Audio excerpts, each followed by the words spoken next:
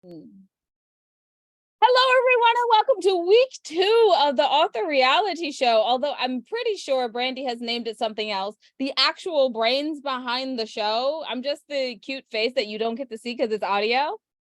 Yeah, I could be lying to you. But then when you do see the YouTube, don't put comments. I refuse to accept any of them that say that I'm ugly. Moving on. I am Winona, part of the And I Thought ladies, and one of the representatives from AITL Media, one half of what's putting this show together. Oh, I should also mention, because our sponsors weren't happy last week, when I did not mention we are sponsored by Flea Boutique. Flee to your moment of sparkle. It is gift wrapped jewelry, 2 for $6. Okay. Yeah. Our sponsor is 2 for $6. Yeah. If you're all out there and you want to sponsor and you have a higher price item, let us know. Moving on. Brandy. Yes. Will you tell us how this show came about and what we can expect for week 2? Yes, absolutely. I'd love to. So I call it writing reality because this is the reality of what it takes to get your book into a traditional publisher's hands and some of the steps that you have to go through. But yeah, this started 9 years ago with a concept that was going to take $2.5 million to execute. And with the help of the And I Thought ladies, we got it so far streamlined that we managed to put it on with a $0 budget, but only 4 authors who get to compete for one traditional publishing contract. And that is what we're doing. We are on week 2, so we've got 2 more episodes to go. This is our elimination week. So one of our authors is going to have to say goodbye. And that breaks our heart, but this is a reality. Publishers only have so many slots on their calendar, and they can't take everybody, which is a heartbreaking reality, but is nevertheless a reality. So having said that, it's back to you, Winona. The week 2 with the elimination week, I am very sad to see someone go. I'm trying to hope that everyone does so well that it's a 4-way tie.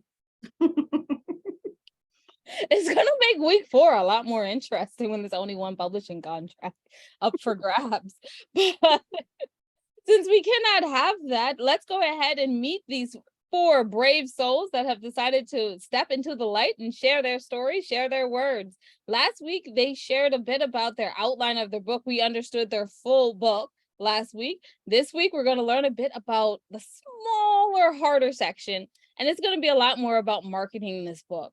All right, our 4 contestants. Let's start with, since the first person I see is Dr. Mike Nelson.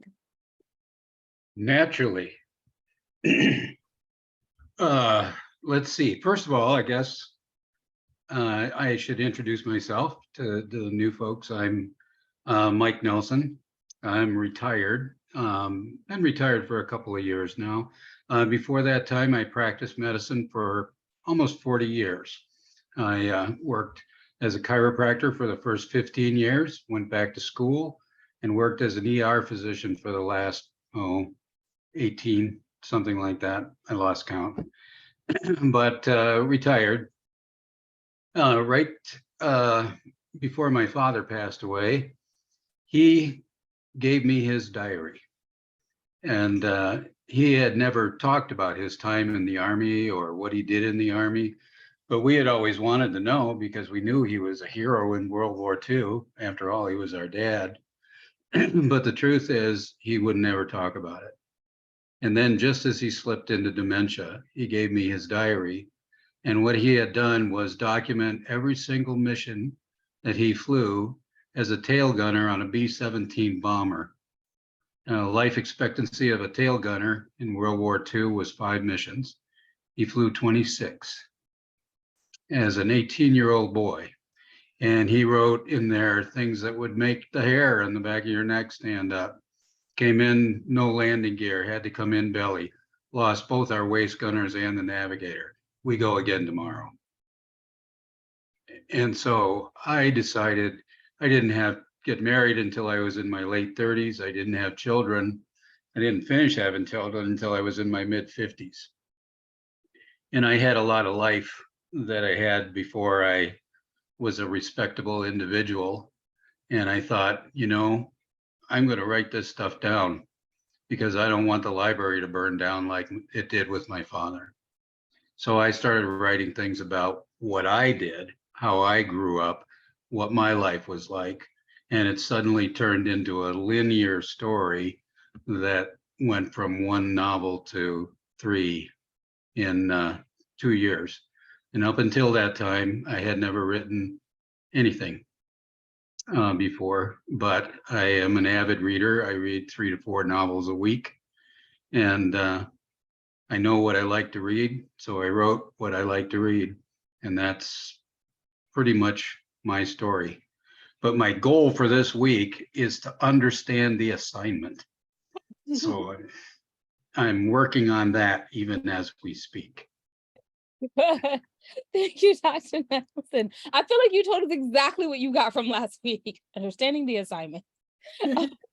Can you tell us what are the titles of those other 3 books about life? Because I tell you, every time you present a book, I'm like, I need to read that. Although I have like 2 of them.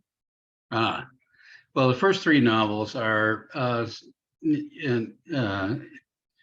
what is it? It's an autobiography that is filled with hyperbole, and because the fellow who's in the book is an amazing individual, good looking, tall, handsome, and looks a lot like me. And the first 3 books are, I was raised Irish Catholic, you have to understand. So the first book is Bless Me, Father. The second book is For I Have Sinned. And then the third book is The Heretic. After that, I wrote 2 more novels. One of them just went to the publisher last week. The second one in a series of young adult fantasy that I wrote with my daughter. And it's about a father and daughter relationship and how they create a bond that lasts for a lifetime, and how there is magic in that relationship. But as soon as you realize that it's magical, you become magical yourself. And so the books follow a young girl who suddenly realizes that she's a very powerful witch. And with the help of her father, she goes on an adventure to find her power.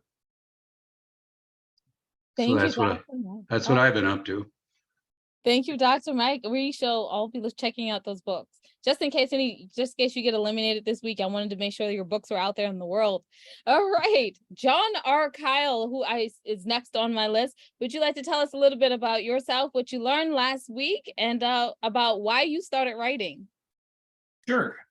Thanks again for having me. This is a great opportunity. So I just want to say I'm honored to be in front of so many people who have done such great things with the written word. So I want to say that again this week.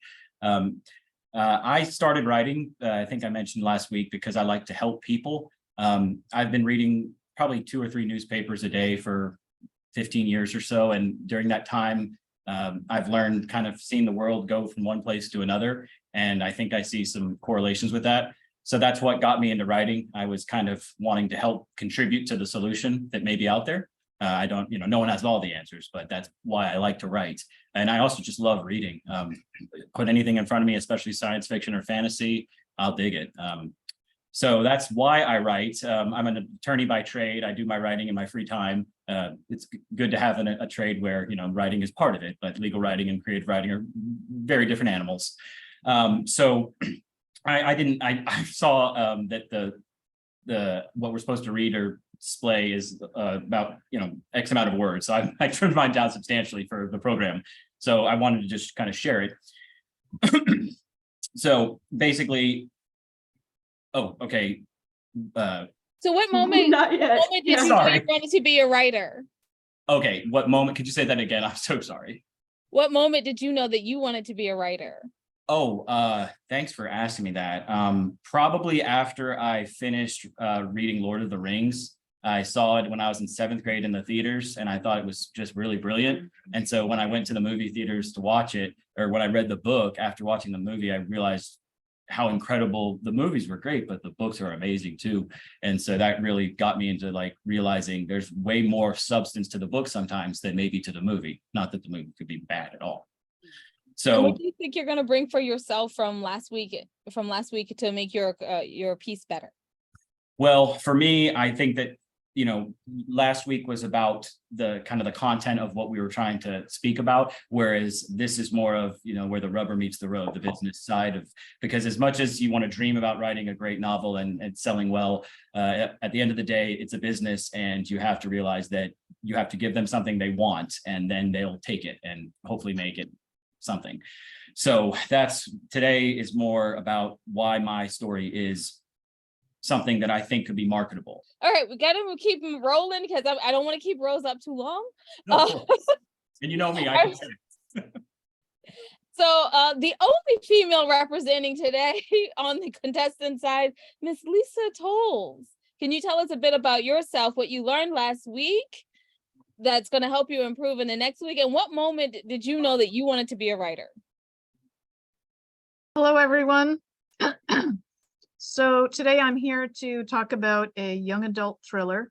I have 10 thrillers in print, and I've been reading and writing thrillers and mysteries since early childhood. I don't think there was a singular moment when I decided I wanted to be a writer, but I went through some trauma as a child, and I think turning to writing was sort of a natural means of escape for me. And as I've grown up and learned of a lot of people who have some very similar stories, I think there are a lot of readers who love books because it helps them escape. We vanish into other people's challenges because it makes our own seem smaller somehow. So reflecting on last week, it was so interesting to learn about the other contestants' vision for their books and hear their outlines, because we're all very different kinds of storytellers. And really what I learned last week is that anything can happen, and I need to listen deeply to what the judges share and just stay agile. And by the way, everyone, that is our winner from last week, Miss Lisa Towles. Yay! Thank you. Okay, last but definitely not least, because his bio has always fascinated me. Wolf O'Rourke, would you like to introduce yourself this week? Tell us a bit about what you learned last week. I already know it was partially my fault, what you learned last week.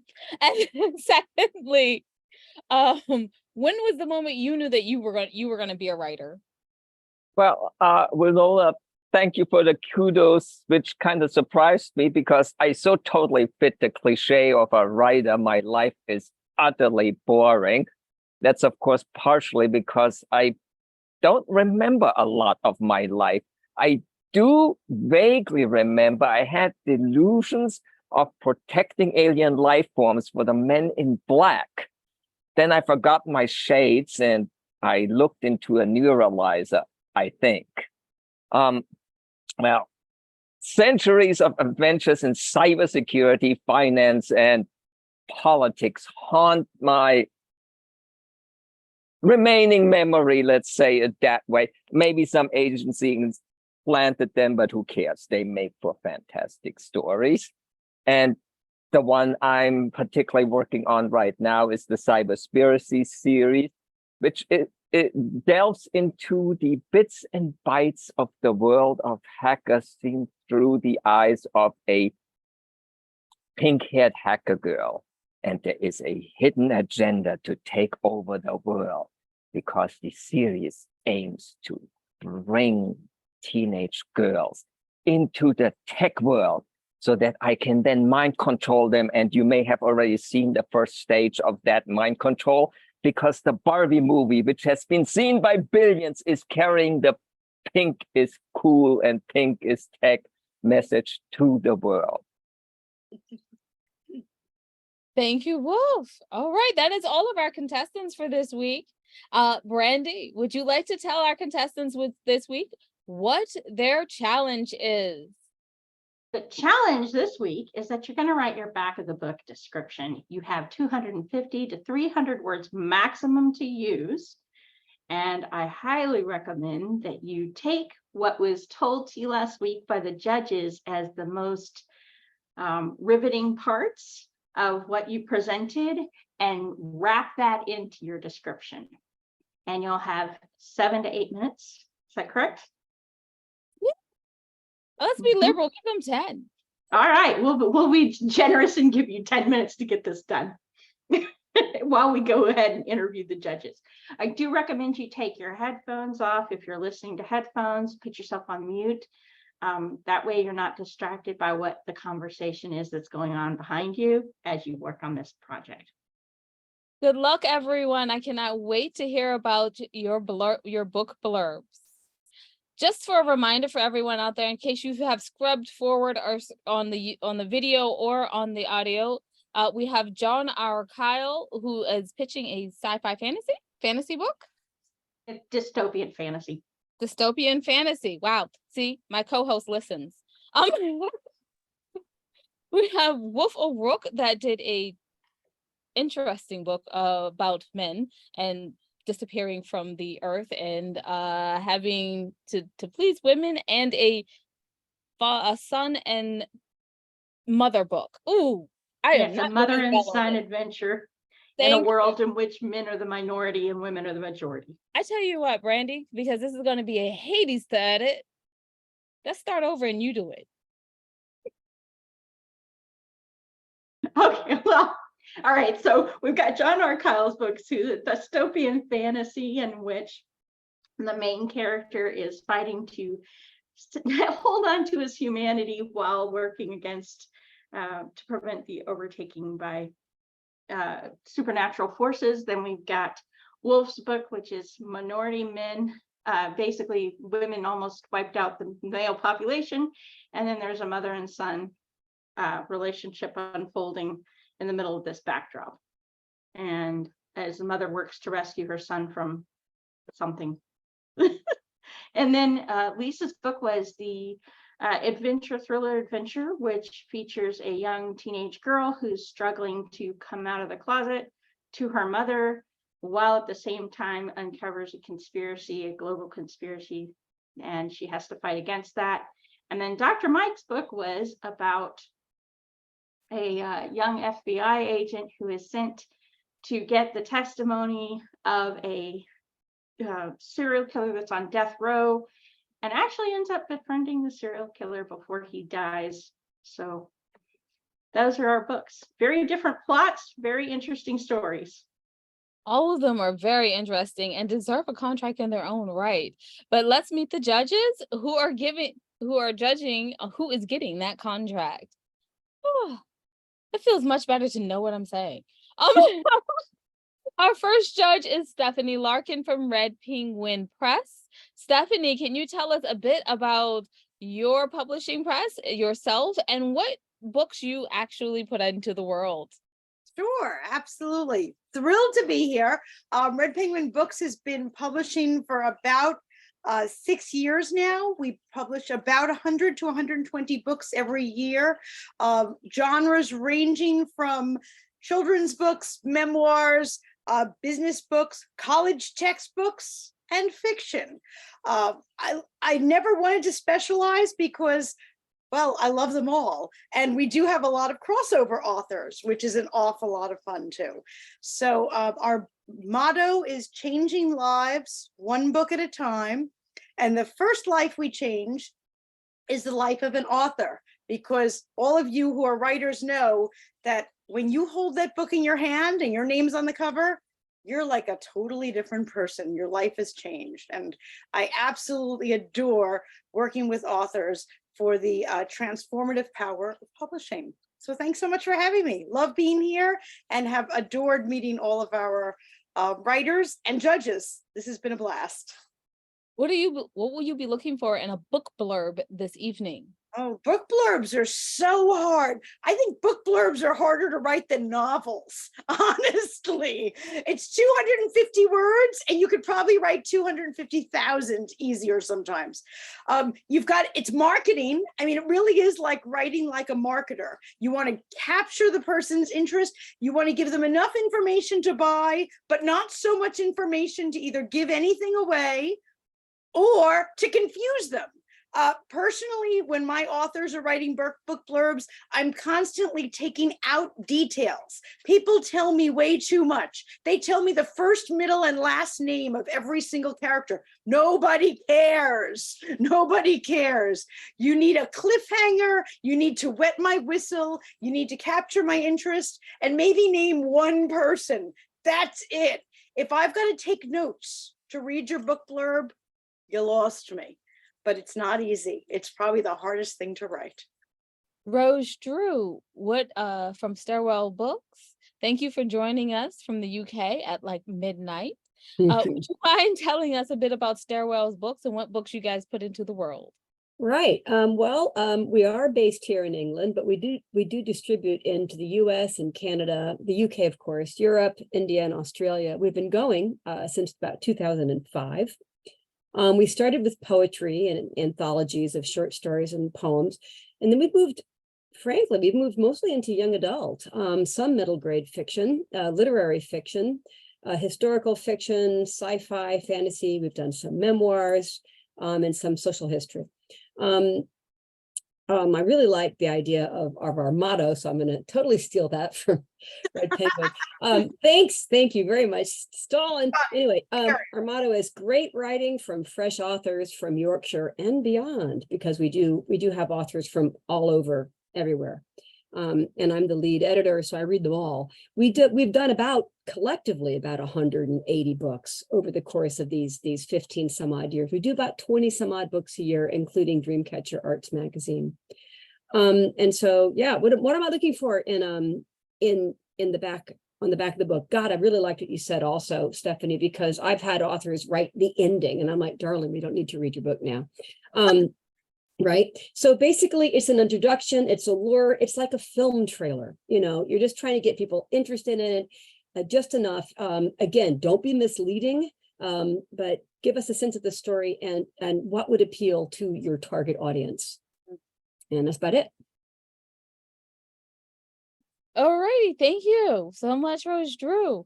And then last but not least, we have Kim Davis from Madville Publishing tonight. Kim, can you tell us a bit about your publishing house, what it puts into the world, and what you're looking for on a book blurb?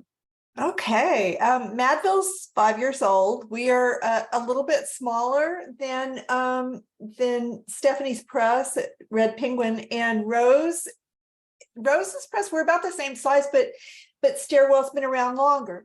We publish fiction, nonfiction, and poetry, and we publish about 20 books a year. We're aiming for, our goal is to do 2 books a month, but we haven't quite gotten there yet.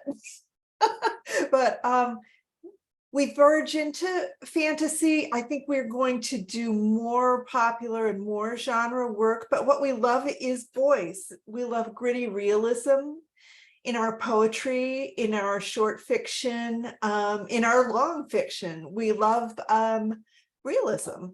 And we love to preserve, I don't know, I kind of got started, I was working at Texas Review Press.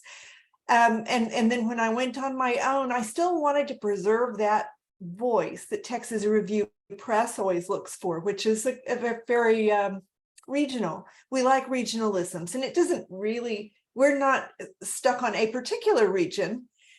But we like to preserve some of these sounds that we hear and that we remember that are going away as our world becomes more homogenized, the accents that our grandparents carried and things.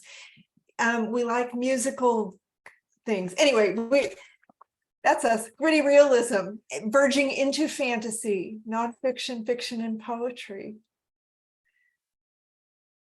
Thank you so much. And what are you looking for a book blurb tonight? In a book blurb, I would like, it's hard to add anything to what the others have already said, because they've really encapsulated it very well. It needs to catch my attention and not give the story away. And as Stephanie said, it needn't have too much detail. Yeah. When you guys look at a book blurb, do you think that second letter in the query letter, do you think, I can market this and I know what market it's going to? Yes. Absolutely. Absolutely. It should. Yeah, Yeah. exactly. Otherwise, it's not doing the right thing. It's not reaching the target. Right, exactly. All right, let's see if our contestants can hit that target tonight. Let's bring our contestants back into the room. Time is up, y'all. I believe you had an extra like 2 minutes. What? Let's see if everyone's back.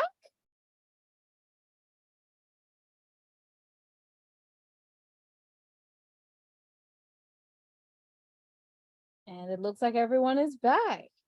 Oh, right. I hope everyone got time to write those 250 words. And before we move forward, so you can look over them one more time, make any of those last minute changes. You're gonna get introduced to our guest judges for this week and their speciality. We have guest judge DC Gomez, who is a USA Today best-selling author and has multiple book series under her belt, as well as having a podcast show. DC Gomez, would you like to tell us a bit about yourself, why you started writing, and what you're looking for tonight that in like the marketing side, the PR or the show side? Hi, everyone. Congratulations to your amazing writers. I'm so excited for you. Like, this is such a huge thing for you guys to be taking this leap and doing it in live TV. So I'm like, oh, you guys are brave. So I actually write in multiple genres. I do everything from urban fantasy to children's to even nonfiction. So I do devotionals. I have been writing. Everybody says, I've been writing my whole life. My background's in film and television. So a lot of my books have a much more visual sense than most people can imagine, just because that's how my brain functions. I do enjoy fast action. My brand is very simple. And I think every author to some extent, even if you write in multiple genres, you have a brand. I write quirky, fun, action adventures, regardless of where you're looking at it.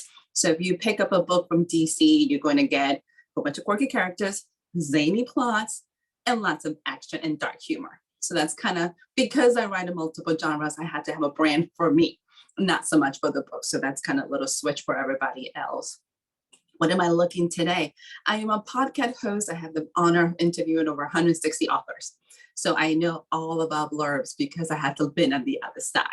So one of the things that I had to experience is when you ask an author, hey, what's your elevator pitch? You really need to tell me in 30 seconds or less, why should anybody get this book? If you're not able to tell me the essence of the story, people are going to be like, it can't be, your amazing judges told you already.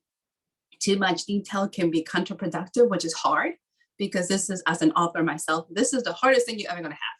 But at the same time, if you're walking, the reason it's called an elevator pitch is because if you walk in an elevator, it's like, hey, what do you do? Everybody's going to say, oh, I write, I'm an author. They're like, what have you done? If it takes you 20 minutes to think about it, you already lost that sale. So think about it that way. So thank you for having me. I'm thrilled and I can't wait to hear what you guys have done.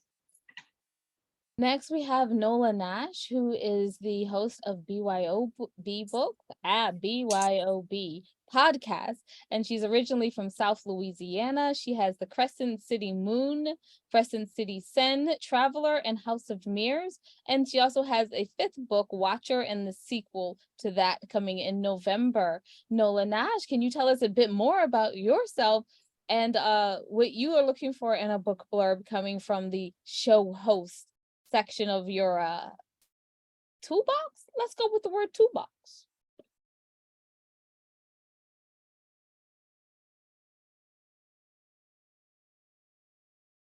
Oopsie.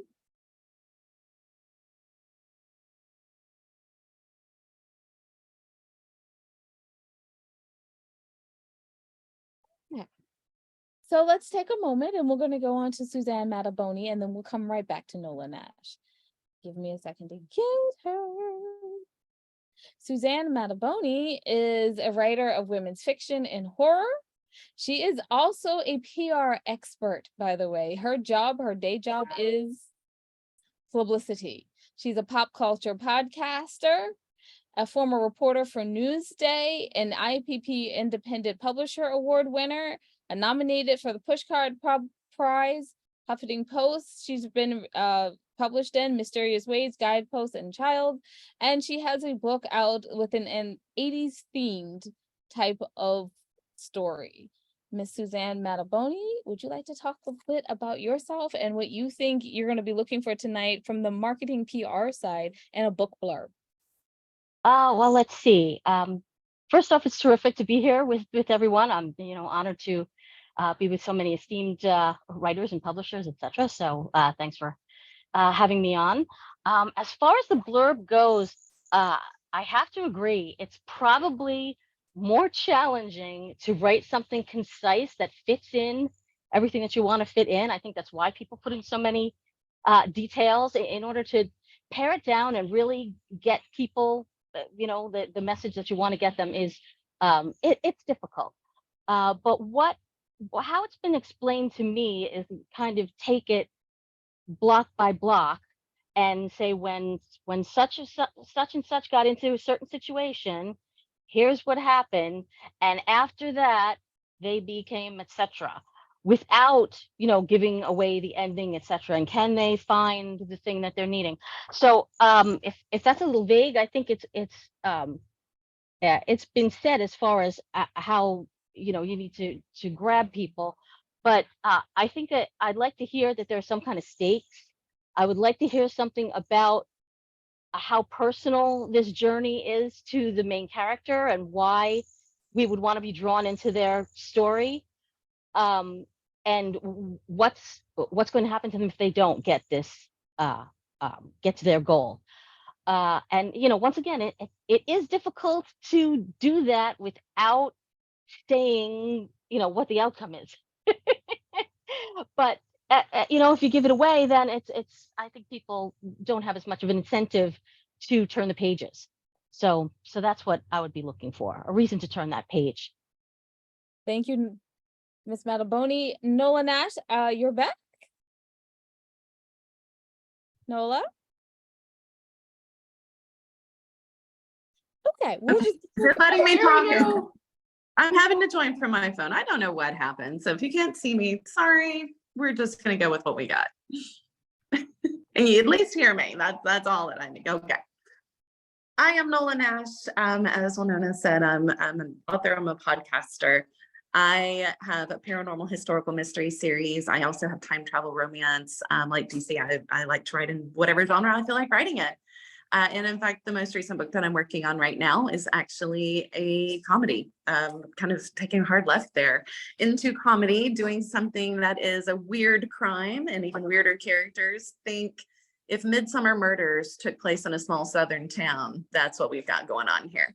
So it's going to be a lot of fun and I'm looking forward to that one. And what I'm looking for in a book blurb is, can you leave me with questions that I absolutely must read the book to find the answers to?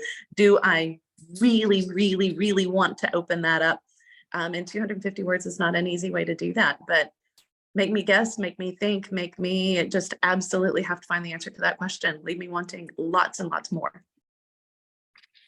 Okay, Miss Brandy Miller, I'm going to turn it over to you for you to go ahead and pick the contestant that will be going first and giving us their book blurb. Thank Absolutely. you to judges and guest judges. Yes, thank you indeed. All right, I'm going to start with Miss Lisa since she was our last week's winner, and let's hear what she got, Lisa.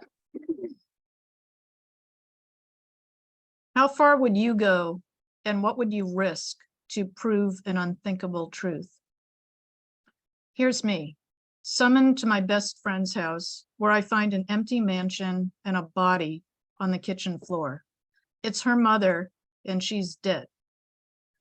Out of pure instinct, I snap a picture of her like some part of my 17-year-old brain intrinsically understands the concept of leverage, not realizing, of course, that my possession of this evidence has now made me a target and the killer's most likely next victim.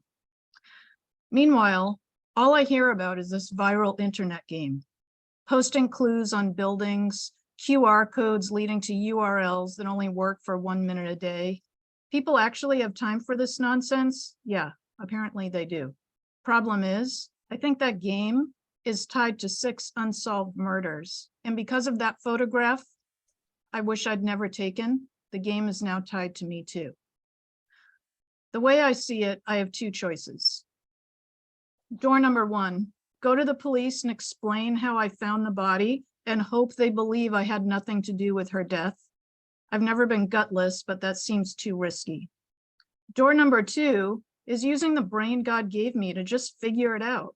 I'm a math tutor, so I've got a detailed mind. I like research. I know Roberta's death has something to do with the unsolved Edgar Heights killings, but that's not all I know. That photograph I took also shows the profile of her killer's face. Now I'm gonna find him unless he finds me first. Wow. I have questions that need to be answered about this book. But let's see if the judges share my curiosity for this book. Madville Publishing, how do you feel about this?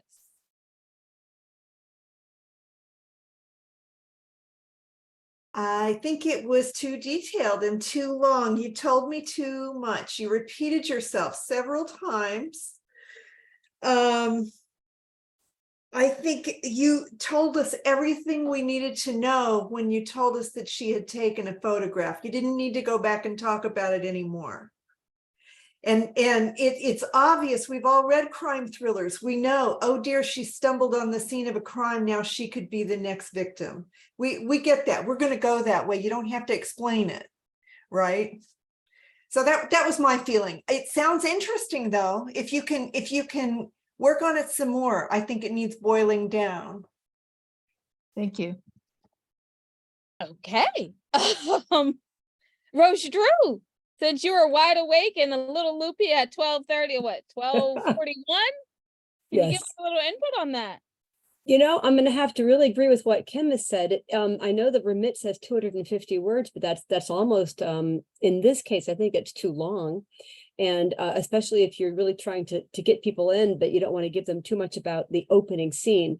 You might want to sprinkle in more about the game itself, or start with the murders, you know, the Edge, I'm sorry, I forget the name, the Edgewater murders. And it looks like they've come to, you know, my neighborhood here, you know, something like that. But I think, yeah, for some reason, there's too much information about the beginning and not enough about what you really want us to be thinking about, I think is my gut on that. But yeah, exactly. I did want to see what happens next. So that is good. Yes, judges. Do any of you want to talk from our marketing, PR, or hosting side of I things? really like your story. It's very gripping, but I think if you can narrow it down to definitely the beginning of your blurb was on point. It didn't need the rest of the details. I think that's the part where it got way too detailed. The part where she goes, I might be next. It's very much like, okay, you want to leave us hanging, right? Why would you be next? So I really like where you're going with the plot. You're definitely maybe narrow it down. And it's okay to cut words. Don't worry about it. That's the whole point. You want them to read the book, not be obsessed about the blurb. So cut it. Don't feel bad about it. Thank you. Okay. Ew. Is it cheating that I listened in to the last episode, so I do know some of the other details that you're referring to, but it's probably a little helpful in critiquing in any case. I would say, yeah, I was wondering to myself how easily that would be to fit on the back of the book then, because that's usually where the blurb ends up. So of course that would be one of the reasons, you know, just space wise and, you know, marketing wise to cut that back. And I do recall from the last episode that she's kind of brought along on a journey to different places and such. So if there could be a sentence that kind of encapsulates, you know, taking her from, you know, such and such through worlds of this and that, and, you know, you fill in all the adjectives that you need. You know, she'll find out not only just her own, you know, discover her own I guess, you know, preferences about the world, or however you want to couch it, but will, you know, discover how she can, you know, right the injustice of her friend's mother's murder or something like that. And this is just at the top of my head. Like I said, this stuff is hard. So, you know, I couldn't dream to do it for you in 2 seconds. But it might something that more encapsulates, like, you know, you would, like someone else said, like you would hear like in a movie trailer, I think would work to be able to replace those details and still give people a sense of the scope of the mystery that you're talking about. And it does sound mysterious and exciting, so that's definitely a plus. Okay, thank you. Honestly, as the host, Lisa, I loved how you started that off. I was like, yeah, I'm there, and I'm there. Thank you. All right, moving on to our next contestant, Miss Brandy. Who will our next contestant be? We will go in the opposite order we used to go. So I'm gonna pick on John tonight, second in command. Come on, John, I'd love to hear your back.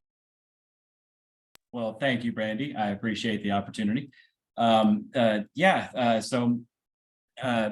a sequel, and I guess I'll just kind of read you guys what I have here, and hopefully it's something worthwhile. Dissent enforcement is set in a society where religion or relics are banned. Everyone is ranked by productivity in the marathon based on the ocular they wear in their eye. Zenith Declension seeks to save a relic friend and learn the spiritual teachings that can help him conquer his supernatural powers. His only human friend, Tuttle Swift, continues hacking the ubiquitous oculars that everyone wears in Helion and that the peculiar institution monitors 24 hours a day, 7 days a week. All the while, Ethereal, the only other hybrid apparition besides Zenith, continues to help Zenith carry forward with his struggle with his demons inside of him. And everyone who wants to help Zenith has to help him maintain his humanity while also striving to save all of humanity. Dissent Enforcement is the second novel in the Dissent series, a dystopian series that offers a keen look at modern society through an evolutionary lens. Dissent Enforcement plays in the gray area between logic and faith. The second book in the series captures with imaginative, the second book captivates with imaginative powers and characters while addressing a human being's innate desire for a purpose in life. A purpose even in a world that forgot the difference between capitalism and unbridled capitalism. A purpose in a faithless and fatalistic world where deaths of despair are a common occurrence. Yet there is always hope, no matter what the news says or does not say. The overarching theme of the Dissent series reads true in the second installment. The theme is as simple as it is beautiful. Doing good is a purpose in life. And that's kind of the end of my pitch. I'm in love with that last line, but then again, I'm only the host and I love to do a little good in the world. Although I'm not sure having people judge other people's writing is doing good, but hey, I try. Anyway. Nobody will ever know how good their work is until they put it out there and let others examine it. So yes, this is doing good for them.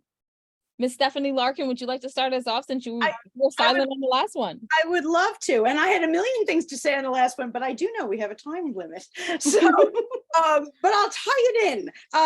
John, I loved your last sentence. I'd love your last sentence to be your first sentence, because one of the things that I really, really liked about Lisa is that she started with that general statement that had, I don't want to say nothing to do with the book, but how far would you go to blankety blank?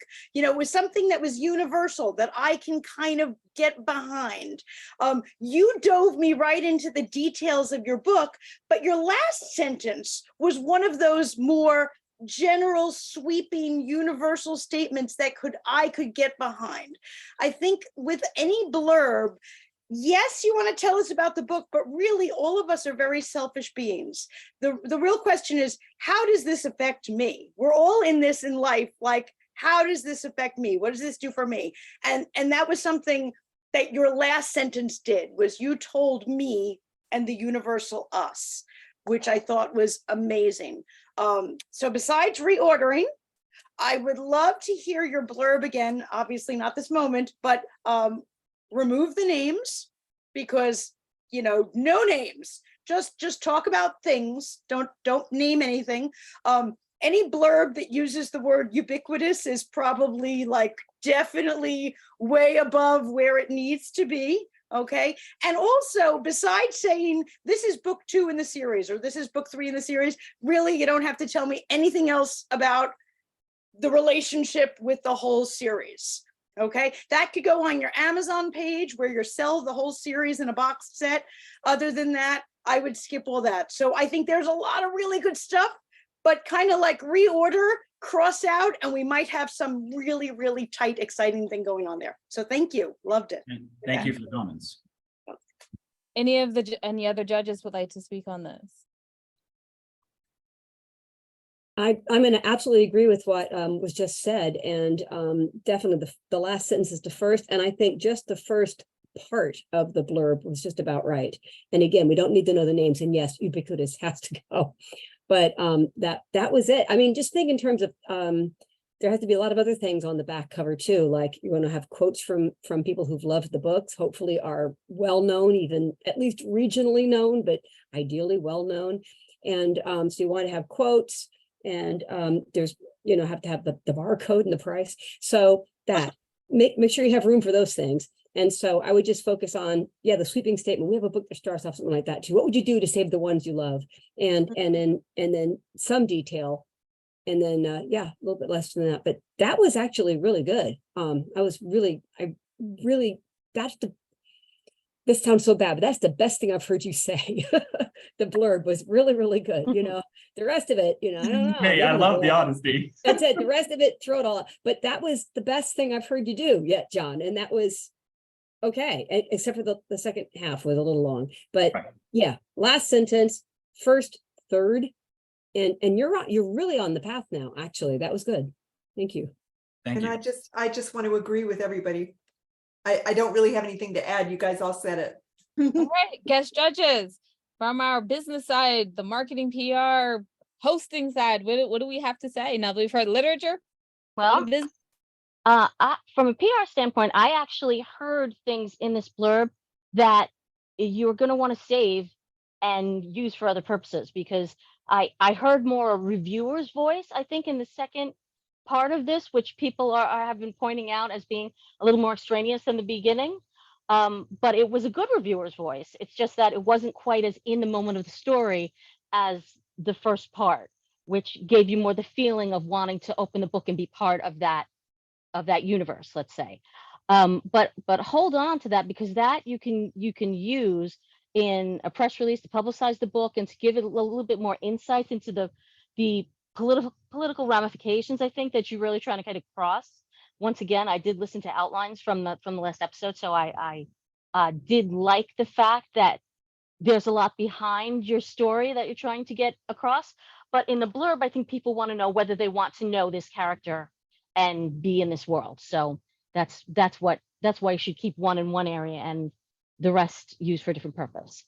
Nola, I haven't heard from you. Can you give us like 3 sentences and then we can move on to the next contestant?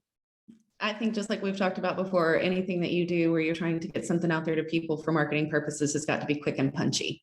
250 words is entirely too long. I would say stick to 100, 120 if you can. If I'm going to introduce you on a podcast, that's about all the time I'm going to have.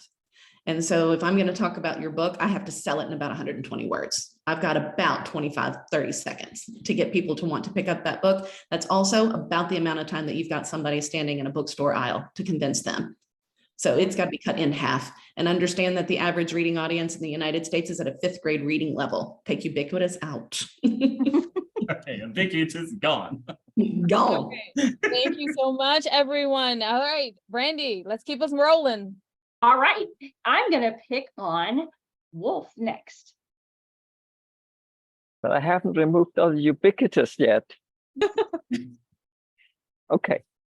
How do you last in a future where toxic testosterone left one man for every 100 women? With men tightly rationed, great lovers make great money. Clueless and self-absorbed Calvin dreams about a life of opulence like his legendary father. To his shock, he finds himself in re-education thanks to his delusions about his skills and his mother's ability to protect him. Worse, a manipulative guard grooms him for sale into sex slavery. Famous actress Catherine wants her son to secure her future as a great consort, but is up against the corrupt system she doesn't understand. Nevertheless, she employs every weapon in her arsenal to free him. Even torture in prison can't stop motherly love, inescapably forcing their parallel paths to move towards revolution. Besieged by invasion and rebellion, the government unleashes a high-tech assassin to end her quest. Right. I feel like that's just a bestseller just waiting to happen. But again, I'm the host. I can't say these things, but I'm saying them anyway. Judges or guest judges, how do you feel about this book blurb? Shorter, better, was excellent. That was great. That was Thank you. exactly right. I think that was exactly right. Yeah, you know what? Very good. Nola put it exactly correct. And that was very good. Wolf, that was excellent. That was excellent. Thank you. Incidentally, I follow the best page forward structure. So that's what you got. But as you said, it's only 160 words. Yeah, exactly. So Exactly. technically I failed the assignment. No, I No, think you I had- think I you think actually you could did. shorten it. You could even Yeah. shorten it. You could summarize Yeah, some of that stuff in definitely. the middle. Absolutely. Yes. Absolutely. I Punchier. feel I love But it was good. It was real. I liked it a lot. I found it interesting and would read that book. I would buy Thank you. that book. Actually, yeah, me too.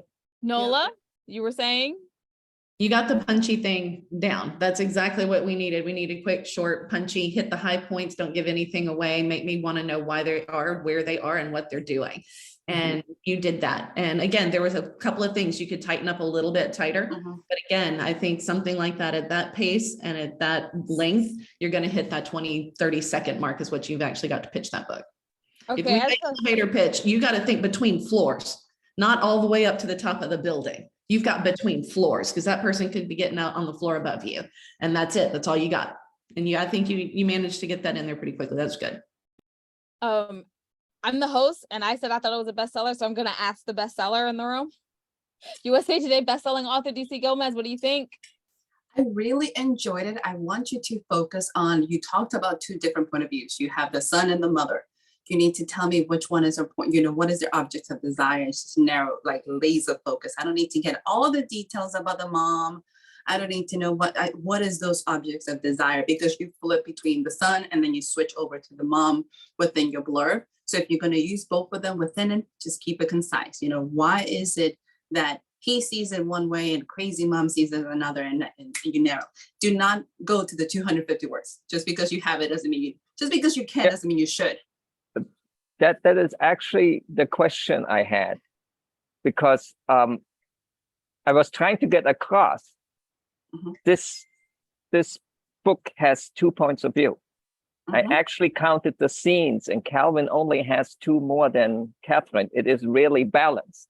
So did that come across in that structure? Because it seems like you had some doubts that there were 2 people. I did have some doubts. I didn't realize there was 2 separate points of views because you gave me so much more about the son than you did the mom. So if you're going to have 2 separate points of views, and you need to shorten them both to be semi-equal for me to understand, while son has this, mom has a different idea. So if it is 2 different points of views, I didn't get that from the blurb. Okay. And I'm going to put on my English teacher hat here too. And I think on the back of the book, when you do divide that up into those 2 things, I agree with what DC said, balance that a little bit. But when you actually are formatting that to go on the back of the book, mom and son are separate paragraphs. Yeah. Break it up visually for your reader who's picking up the back of the book, and that will help significantly as well. I mean, that's not something we can do right here, but if that was on the back of the book, that's how I would structure that to even draw that line a little harder. Okay, thank you. I saw the head nod. Can you do it in like 2 sentences? It seemed like you really had something to say, and then we're going to keep rolling. Yeah, no, I so agree. One little super fine point. I'm a big one for don't give me names in a book blurb. But if you are going to name someone and you had actress Catherine, I'm sorry, Catherine needs a much more dazzling name than the actress, like Catherine Sexy Pants. I don't know. If you're going to name an actress, like name an actress. I don't mean a real one, but give her a name. Catherine. I was like, really? That was it? So either no names or really think about your names. That's it. I know that's picayune, but it kind of stuck in my craw. Right. Other than that, it sounds like you did a wonderful job. Awesome, Wolf. All right, we have our last contestant and our last a bit of judging. Yes, Dr. Mike. Hardly last. I mean, he may be last, but he's hardly least. So come on, Dr. Mike.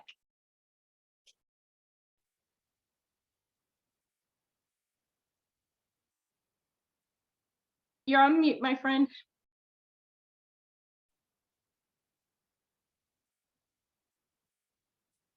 Still there? There we Mike? go. There we go.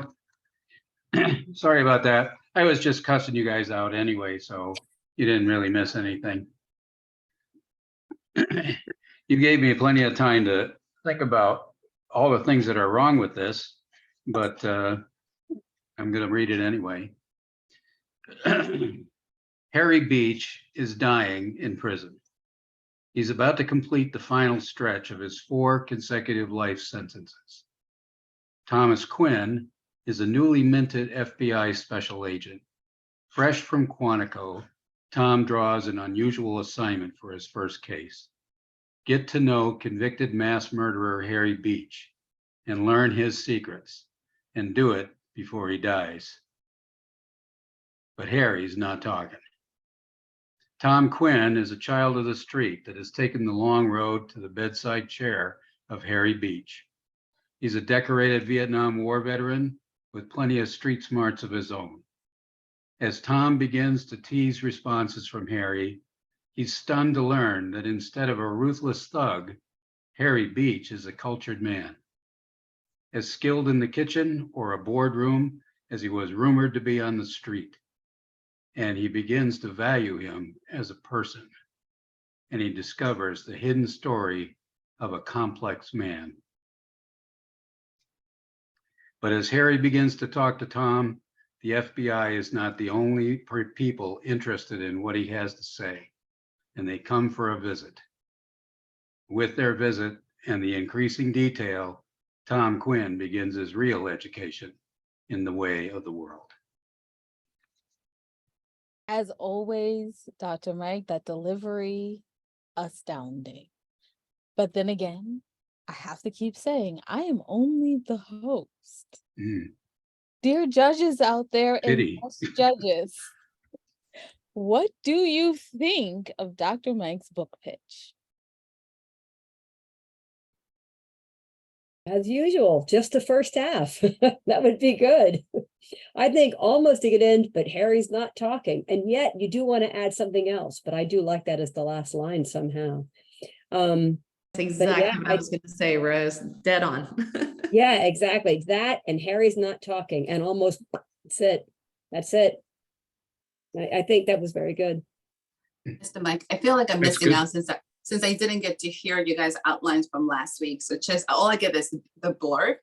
I really want to know what's at stake. And your blurb doesn't tell me that. Is this a murder?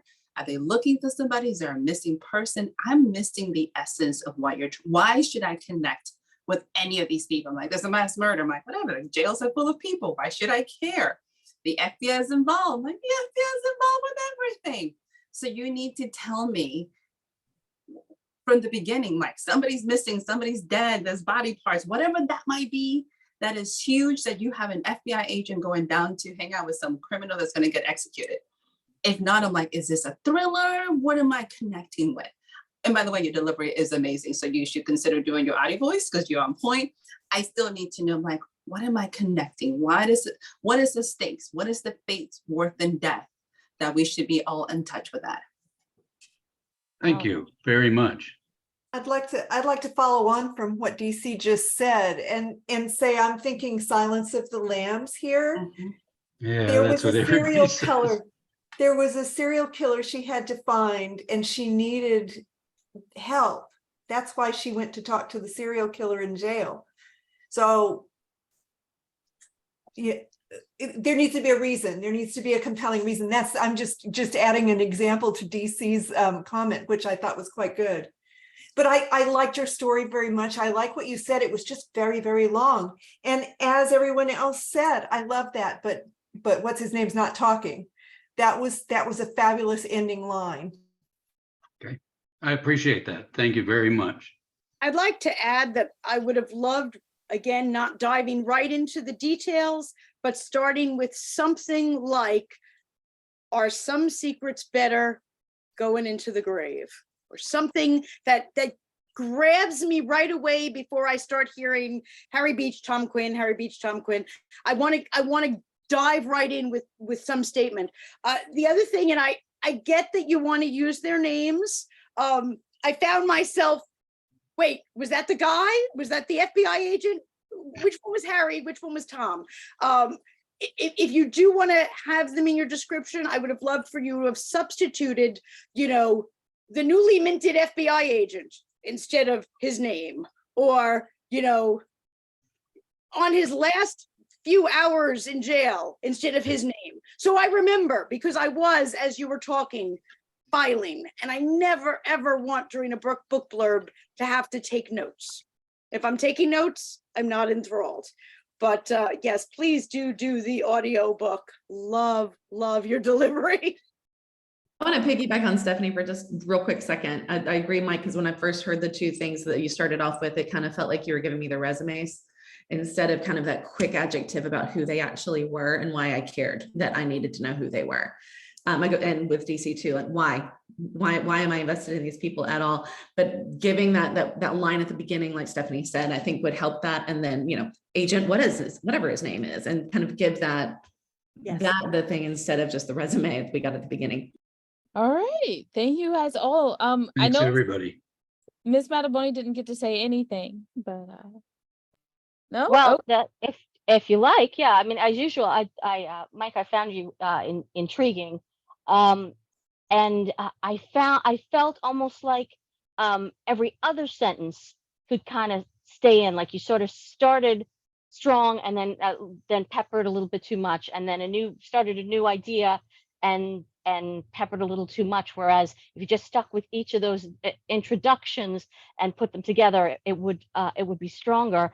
And you might start at the moment where you said he's at his bedside, as far as introducing what the story actually and who the characters actually are. I would agree with the putting in something intriguing in the beginning something to the effect of how long would you trust a murderer, or something to that effect, or how much would you trust a murderer with your career or something. We kind of have to see how those two connect and kind of hear that question in the beginning. So that's kind of what I was thinking, and everybody's comments were similar. I agree. thank you, everyone. Okay, contestants, that has everyone has given their book blurb. We are all excited to read these books. I know personally I will be buying all of them, so please write them, because you do at least have one sale here. But we would love at this time for our judges and guest judges to mute their mics and take their time to deliberate. You can put of who you thought was won and who you thought should get eliminated in the chat. But while you are having your whole 5 minutes of deliberation, we're going to have Brandy go ahead and tell us what is at stake with this week's judging. Yeah, well, what's at stake with each week's judging really is the traditional publishing contract that we have at the end of the show. We will only have one publishing contract to offer, so unfortunately there can be no ties. There must be an elimination of two people. This week will be one, next week will be another, and then we'll have two people going head to head in the final episode. All righty. Okay, so contestants, John R. Cowell, how do you feel you did this week? Well, it's always good to learn, and everyone is really articulate and they all have great stories, and I'm just really happy to be here and to be taking notes on what the judges have been kind enough to help me with. Lisa Toll, our winner from last week, how do you feel about how you did this week? I think I bombed this week. And what I really wanted to do is in the second week is I really wanted to write a blurb for the judges that gave them a sense of Thea's voice, her personality, her courage, and her edge. And I gave too much information, and the judges were really detailed, and I took some good notes, and I understand why. So thank you for that useful feedback. If all else fails, when you write the book, you can definitely chop it down according to what the judges said. Wolf O'Rourke, how do you feel you did this week? Well, as I said last time, I was really interested in the professional feedback from these industry people. And that's what I got. You know, basically that what we discussed today was exactly what I was looking for. Does the blurb get the story across? And is the wording right for its purpose? And I took what you had in the email literally, that it was going to go on the back of the book. So that's what I wrote, and it seems to have worked. All right. We still have 3 minutes left. Brandy, how do you feel that the contestants did this week?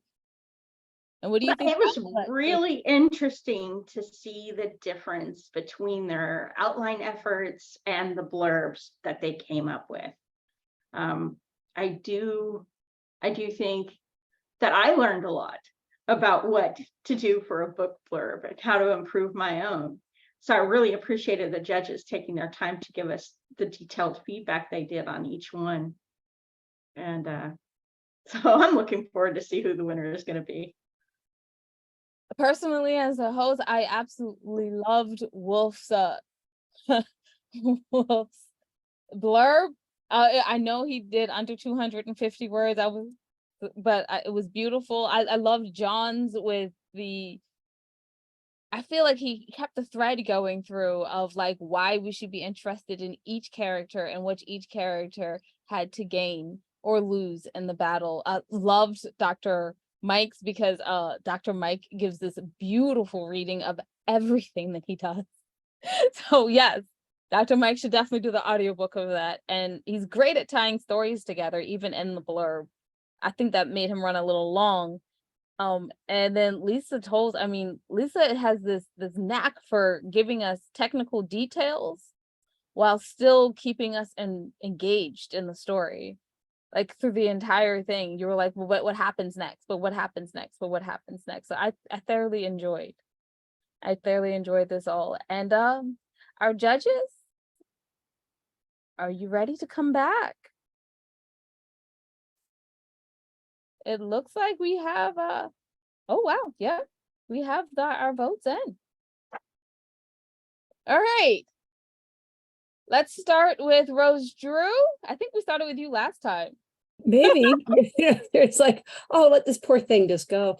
So I wasn't sure of the remit.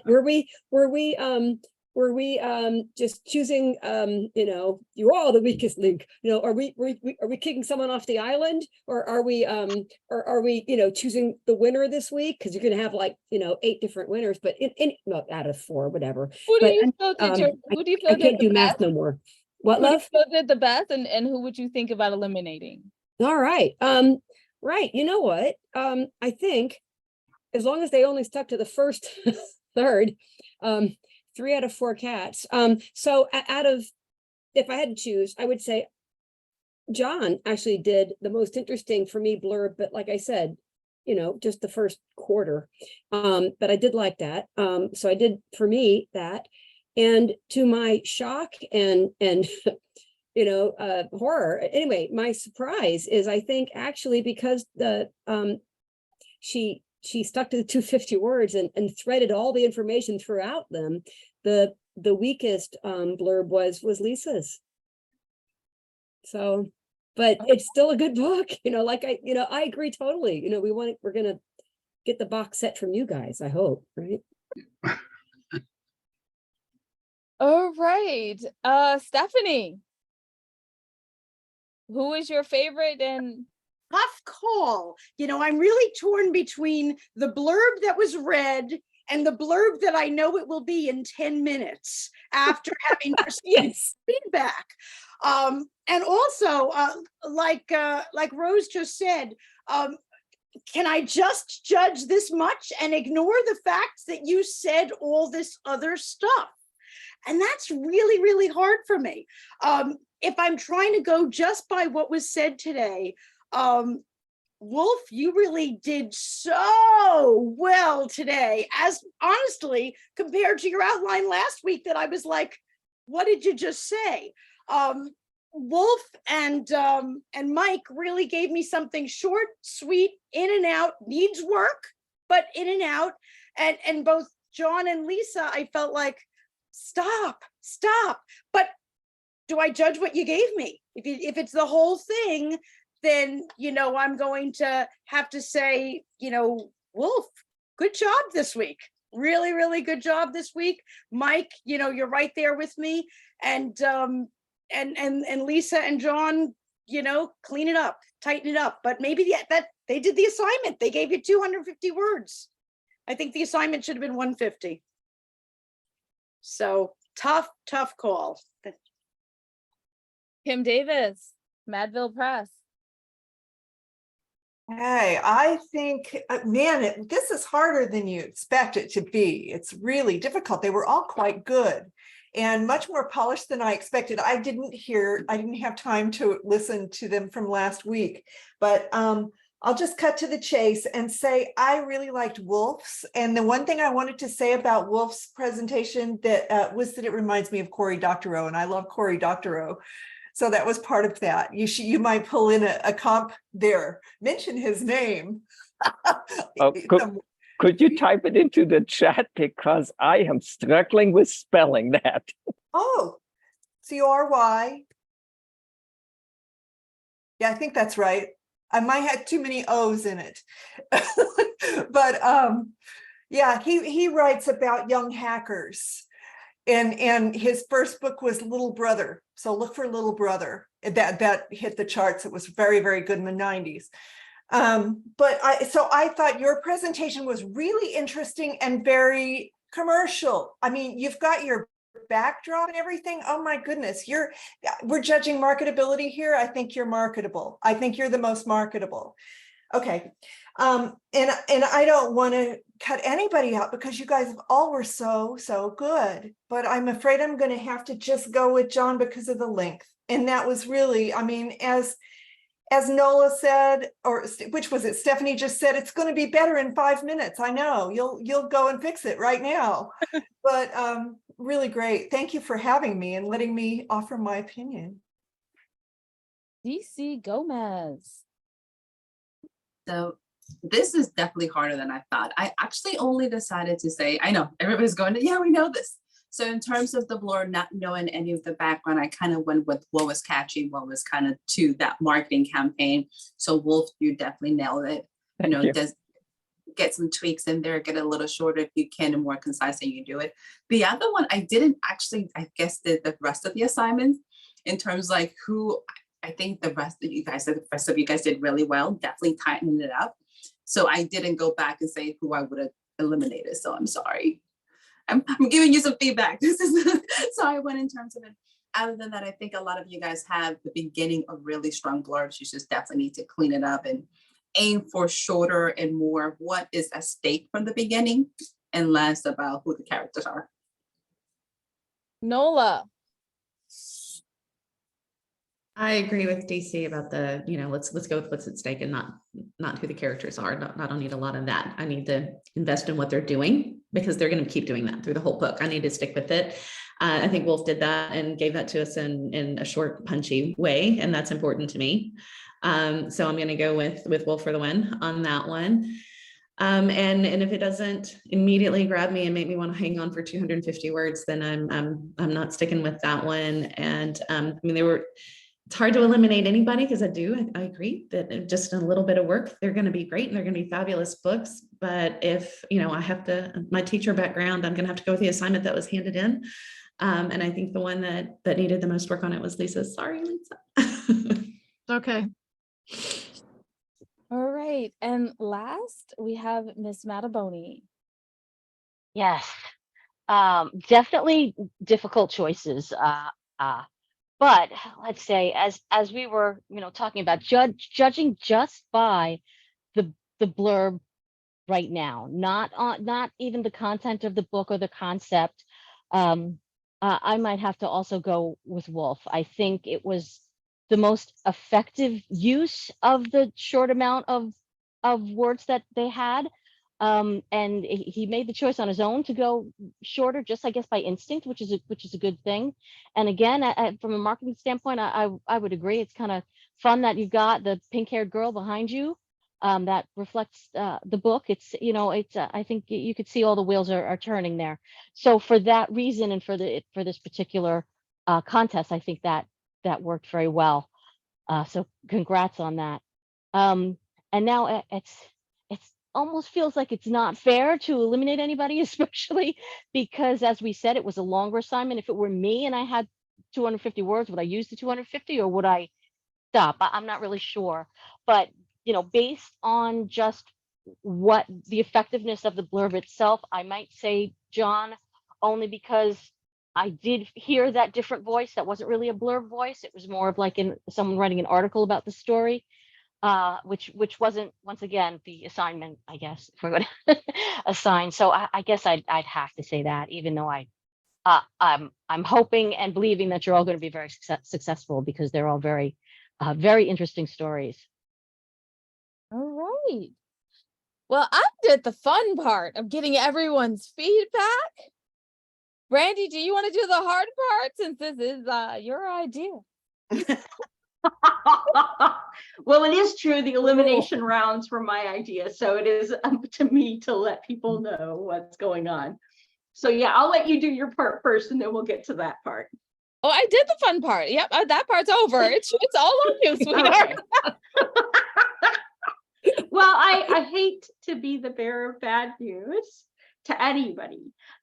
So I'll start with the good news first. Wolf, congratulations on being this week's winner. You are marked safe for the next round. Also, I would say that Dr. Mike, you are also marked safe. Lisa, you are marked safe. And unfortunately, John, this will be your last episode with us. It is almost unfair to you because you are the only newbie author in the room.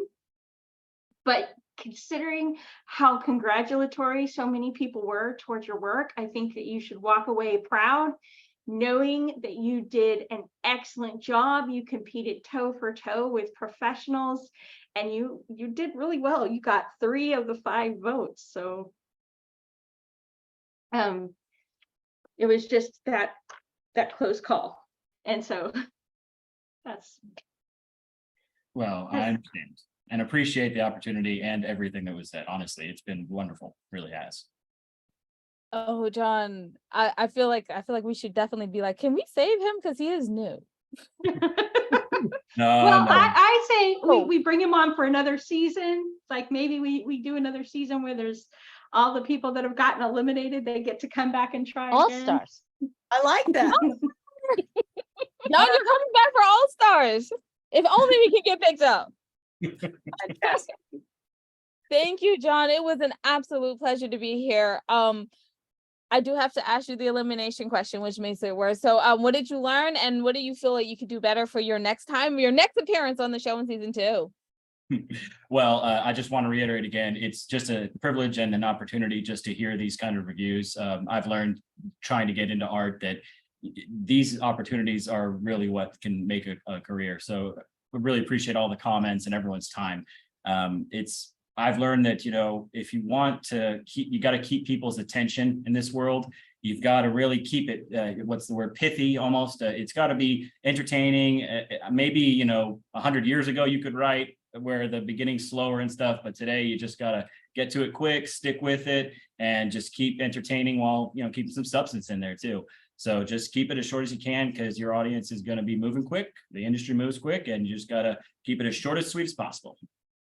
Thank you so much. We thoroughly appreciate our time with you. And we look forward for next week, where we have 3 people writing 1 chapter each from their book.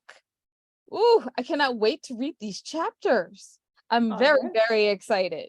All right. So everyone, thank you so much to the judges and guest judges. Remember that at the end of this, we will have 1 publishing contract that is definitely guaranteed. For the publishers out there, if they hear a book and they're like, oh, I want to throw out a competing contract, feel free to do that.